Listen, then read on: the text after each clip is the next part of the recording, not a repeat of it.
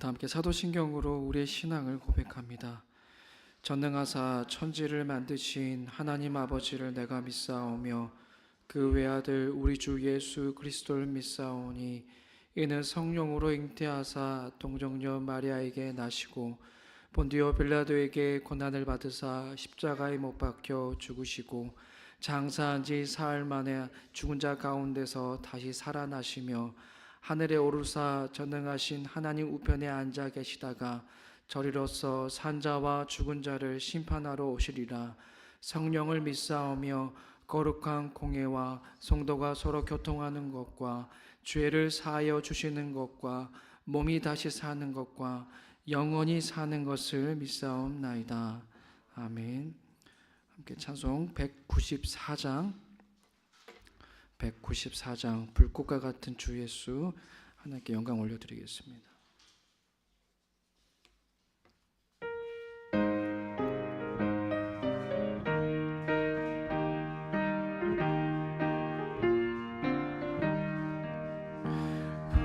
불꽃과 같은 주 예수 불내려 주소서. 주 보혈 흘린 은혜로 불내려 주소서.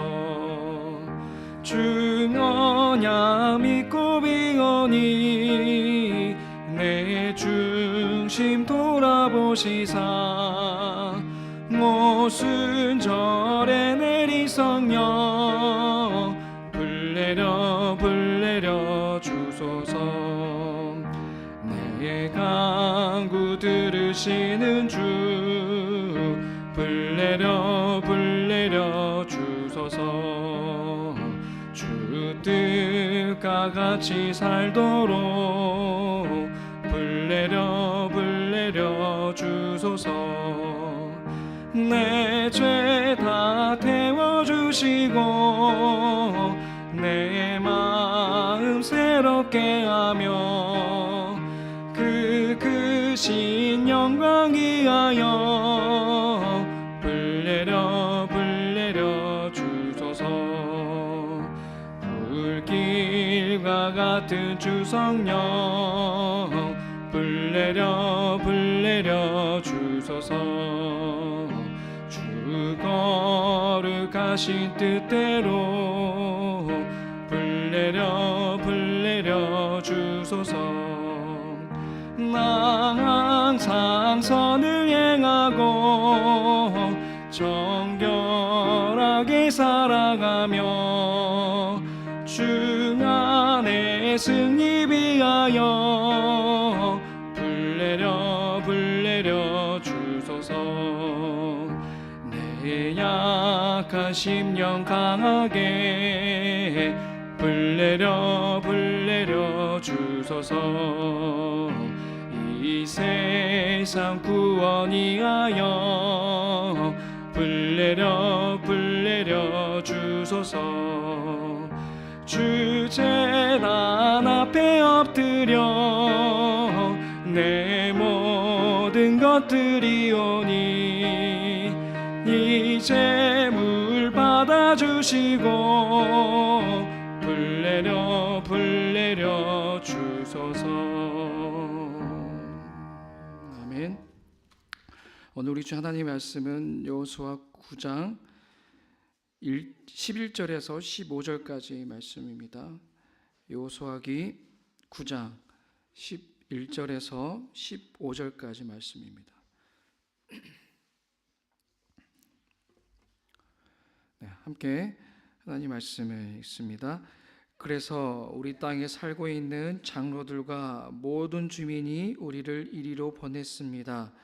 우리 기브온 주민은 종이 될 각오가 되어 있다는 것을 말씀드리고 우리와 평화 조약을 맺어달라고 하는 부탁을 하려고 그래서 먹을 양식을 준비해 가지고 이렇게 왔습니다. 우리가 가져온 이 빵을 보십시오. 우리가 이리로 오려고 길을 떠나던 날 집에서 이 빵을 쌀 때만 하더라도 이 빵은 따뜻하였습니다. 그러나 보십시오. 지금은 말랐고 곰팡이가 났습니다. 우리가 포도주를 담은 이 가죽 부대도 본래는 새 것이었습니다. 그런데 보십시오. 낡아서 찢어졌습니다. 우리의 옷과 신도 먼 길을 오는 동안 이렇게 낡아서 헤어졌습니다.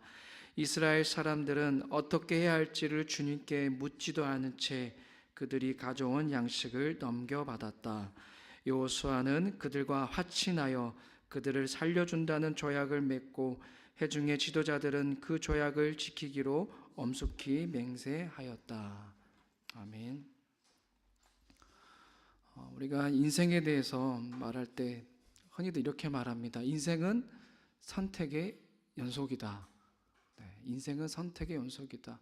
다들 공감하실 겁니다. 그렇죠? 네, 우리의 인생이 선택의 연속이라는 것을 살다 보면은 다 우리가 경험하게 되고 공감하는 것이죠. 지금 이 순간에도 여러분들은 선택해서 이 자리에 왔습니다.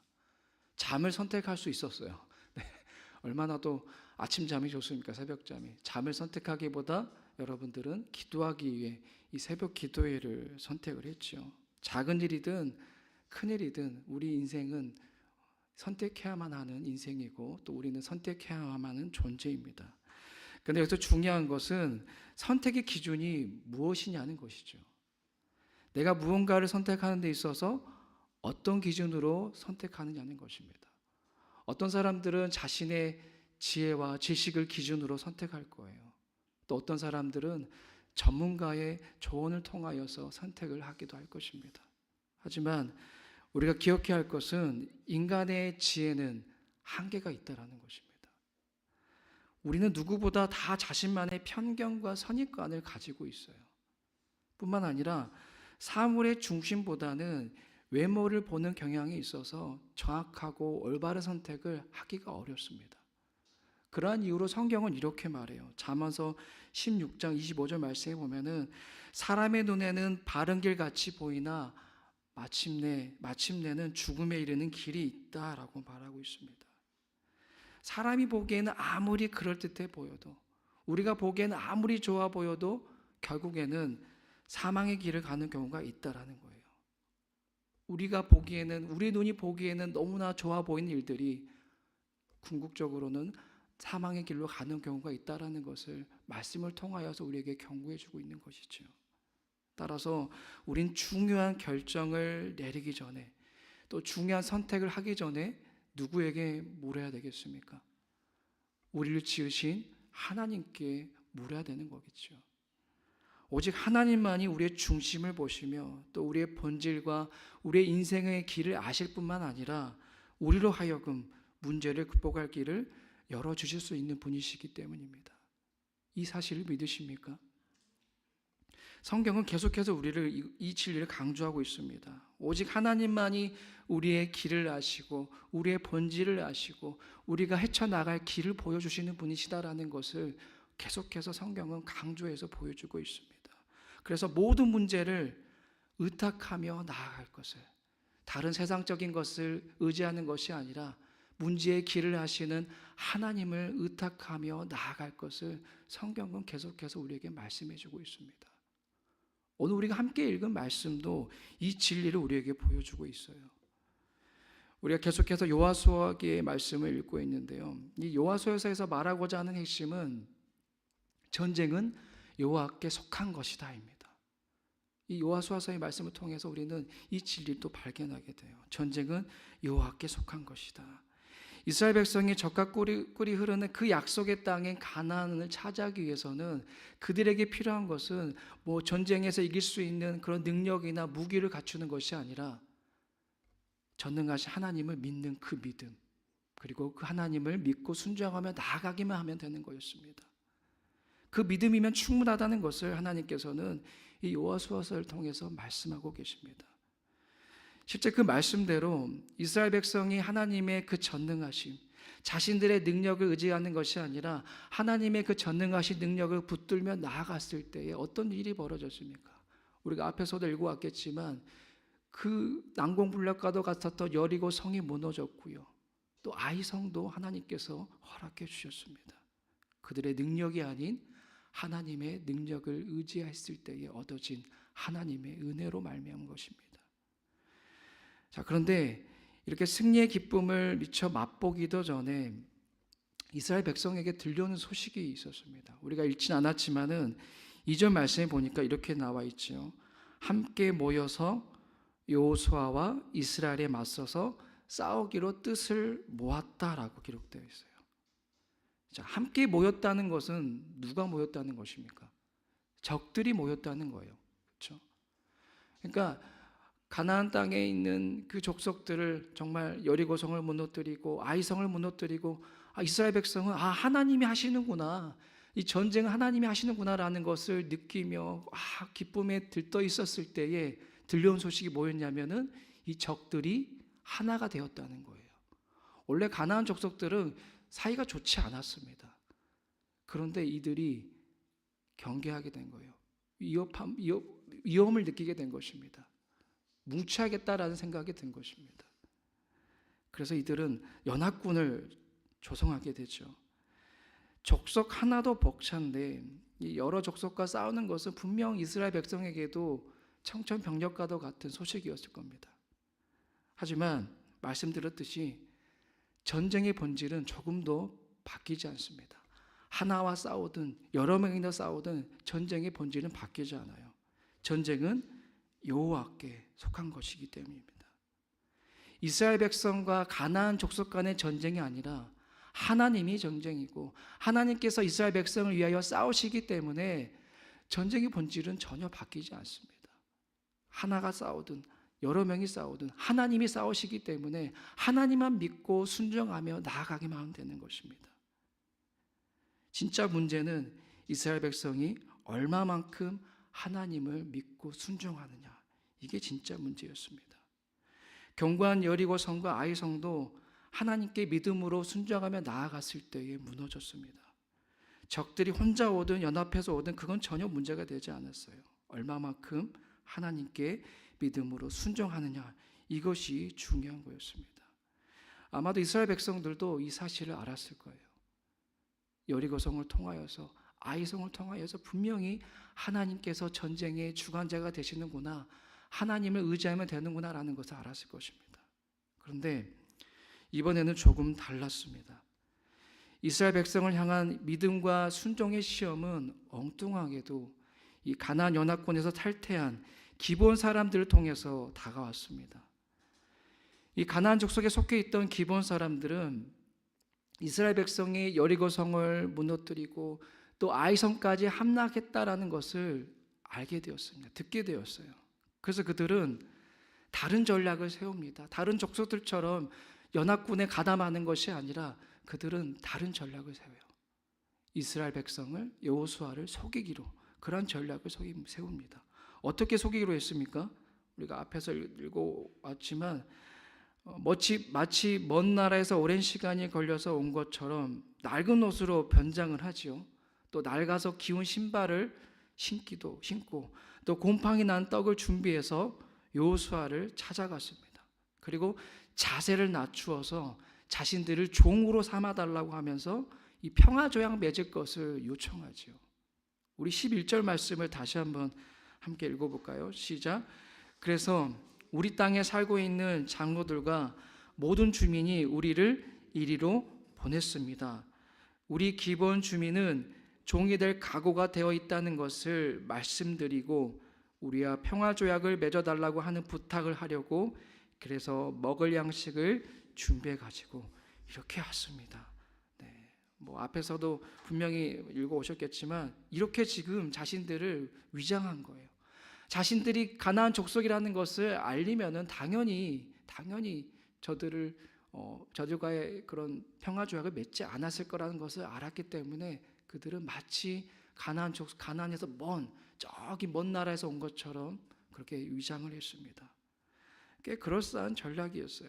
싸워가지고 부족 전체가 몰살당하느니 어떻게든 살아남는 게 더 좋았을 것 같습니다. 이스라엘 입장에서 보면 어떻습니까? 연합군에서 족속 하나가 빠지는 게 더 유리하겠죠. 여러 명과 싸우는데 한 명이 빠지면은 전쟁에서 더 유리할 거라는 판단이 들어서 그들도 이들이 제안한 제안이 나쁘지는 않았을 것입니다. 어쩌면은 하나님께서 자신들을 위해 예비하신 선하신 뜻이 아닐까라고 믿었을지도 몰라요. 하지만 하나님의 뜻은 그게 아니었습니다. 그게 아니었습니다. 우리가 모세를 통해서 하나님께서 오래전에 말씀하신 그 말씀을 기억할 거예요. 너희들이 약속의 땅에 들어가거든 그 어느 족속과도 조약을 맺지 말라고 분명히 명령하셨습니다. 왜 그런 말씀하셨을까요? 그들과의 조약은 곧 그들의 신들과의 조약과도 같았기 때문이에요. 단순히 그냥 사람과 사람과의 조약이 아니라 신과 신의 조약이었기 때문에 하나님께서는 그들과는 어떠한 조약도 맺지 말라고 말씀하셨습니다. 그들과의 조약은 하나님의 이름을 망령되게 부르는 것과 같은 죄악된 일이었기 때문에 분명하게 하나님께서는 그 어떤 조약도 그들과는 맺어서는 안 된다고 분명히 말씀하셨습니다. 자, 그러면은 이러한 상황에서 여호수아와 이스라엘 백성은 어떻게 해야 될까요? 조약을 맺어서는 안 되겠죠. 근데 오늘 15절 말씀 보면은 이렇습니다. 우리 15절도 같이 한번 읽어볼까요? 시작.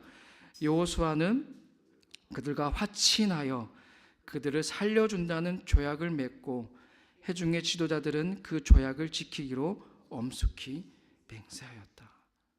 하나님의 뜻에 순종하지 못하였습니다. 그들과는 어떠한 조약도 맺지 말라는 그 하나님의 뜻에 불순종했어요. 물론 억울한 측면도 있습니다. 기본 주민들이, 기본 사람들이 자신들을 속이기로 작정하였기 때문에 마치 먼 나라에서 온 것처럼 위장하였기 때문에 억울한 측면도 분명히 있었을 것입니다. 하지만 이들이 불순종할 수밖에 없었던 진짜 원인은 따로 있었습니다. 우리 14절 말씀도 같이 또 읽어볼까요? 시작. 이스라엘 사람들은 어떻게 해야 할지를 주님께 묻지도 않은 채 그들이 가져온 양식을 넘겨받았다. 진짜 원인이 뭡니까? 왜 이들을 불순종할 수밖에 없었습니까? 묻지 않았기 때문에, 하나님께 묻지 않았기 때문에 분별력을 잃었어요. 그리고 순종하지 못하게 된 것입니다. 다시 말해서 자신들의 그 판단력을, 자신들의 지혜를 하나님의 지혜보다 더 신뢰했다는 것입니다. 하나님보다 자신들의 지혜를 더 신뢰했기에 이 기본 주민들의 속임수에 넘어갈 수밖에 없었고 결국에는 하나님 뜻에 불순종한 죄를 범하고 만 것입니다. 사랑하는 여러분, 제가 설교 소도에서 말씀드렸듯이 우리 인간의 지혜는 짧습니다. 인간의 지혜는 유한해요. 우리가 중요한 결정과 선택을 할 때는 그래서 하나님께 먼저 엽주는 자세가 필요하다라고 제가 말씀드렸습니다. 오직 하나님만이 우리의 본질, 우리의 인생의 길을 아시고 우리의 문제를 헤쳐나갈 수 있는 그 방법을 알려주실 수 있는 분이 오직 하나님 한 분뿐이시기 때문입니다. 그러면은 우리 하나님께 엽죽기 위해서는 어떻게 해야 되겠습니까? 우리가 무언가를 선택하거나 결정할 때에 하나님의 뜻을 묻기 위해서는 우리는 어떻게 해야 할까요? 기도지요.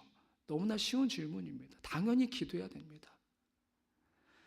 그래서 기도는 하나님께 주도권을 내어드리는 행위입니다. 내 경험과 내 지식과 내 지혜가 아무리 크다 하더라도 나의 부족함과 연약함을 인정하고 하나님께 겸손하게 맡기는 믿음의 행위가 바로 기도인 것입니다.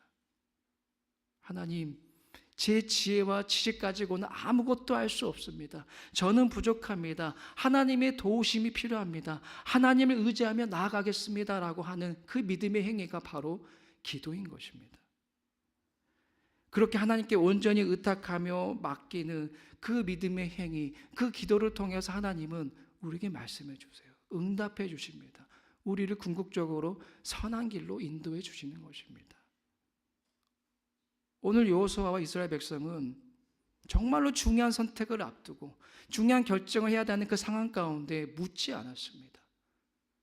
자신들이 눈에 보여지는 그 모습을 보고 판단했어요. 아, 멀리서 왔구나. 저들이 멀리서 왔네.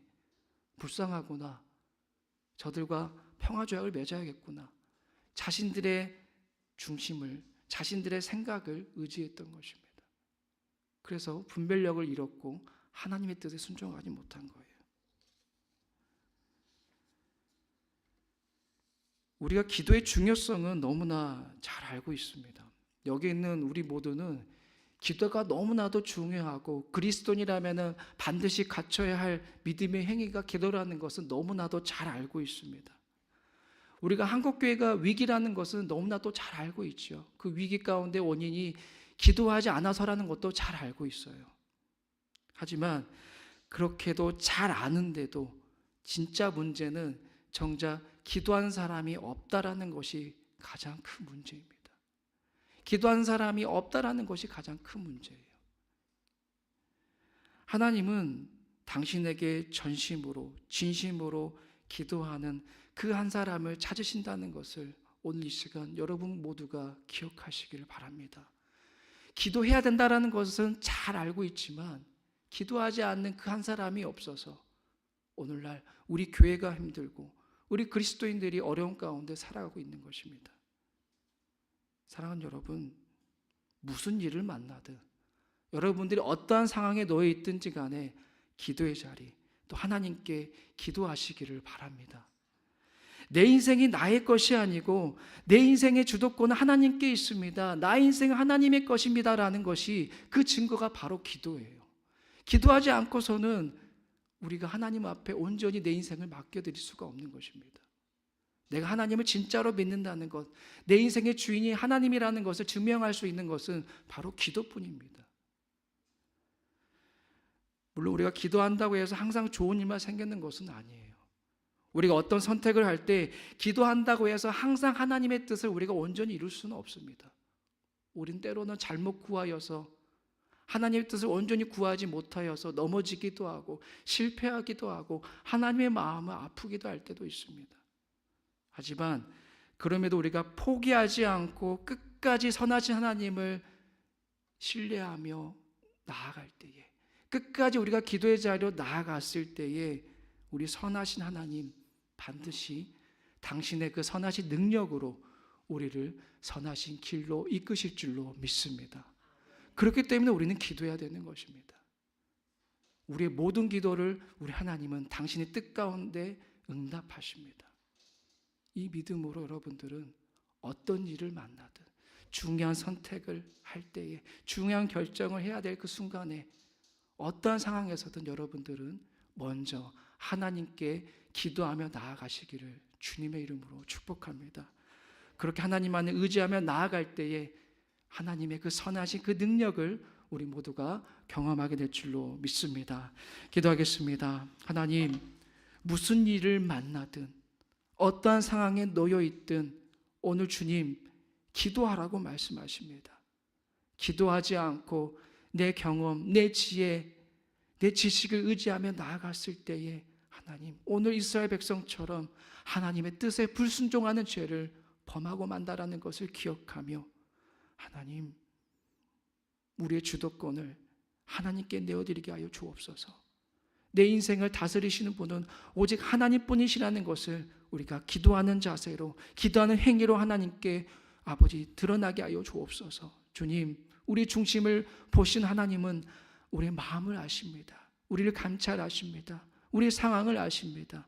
하나님, 행여 이 자리 가운데 마음의 문제, 또 인생의 문제, 지금 또한 중요한 선택을 해야 되는 그 상황 가운데 있는 귀한 자녀들이 있다면 아버지, 이들에게 마음의 감동을 주셔서, 기도하는 마음의 감동을 주셔서 무릎 꿇고 기도하게 하여 주옵소서. 기도하게 하여 주옵소서. 무릎 꿇고 하나님 앞에 나의 문제를 온전히 의탁하며 나아가게 하여 주옵소서. 그리할 때에 선하신 하나님께서 그 능력으로 우리를 반드시 선한 길로 이끄실 줄로 믿사오니 그 믿음과 확신을 주시옵소서. 흔들리지 아니하고 하나님께 나의 모든 문제를 맡기며 기도할 수 있는 그 믿음을 우리에게 허락하여 주시옵소서. 그렇게 하나님 오늘 우리들을 만들어가 주시고 그렇게 선하신 능력을 나타내 보여주셔서 우리 애담교회가 살아나고 이 땅 가운데 많은 그리스도인들이 하나님께 기쁨이 될 수 있는 놀라운 역사를 나타내 보여 주시옵소서. 예수님의 이름으로 기도드리옵나이다.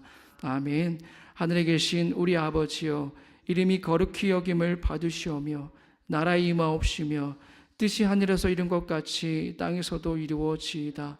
오늘날 우리에게 일용할 양식을 주옵시고 우리가 우리에게 죄 지은 자를 사하여 준 것 같이 우리 죄를 사하여 주옵시고 우리를 시험에 들게 하지 마옵시고 다만 악에서 구하옵소서. 대개 나라와 권세와 영광이 아버지께 영원히 있사옵나이다. 아멘.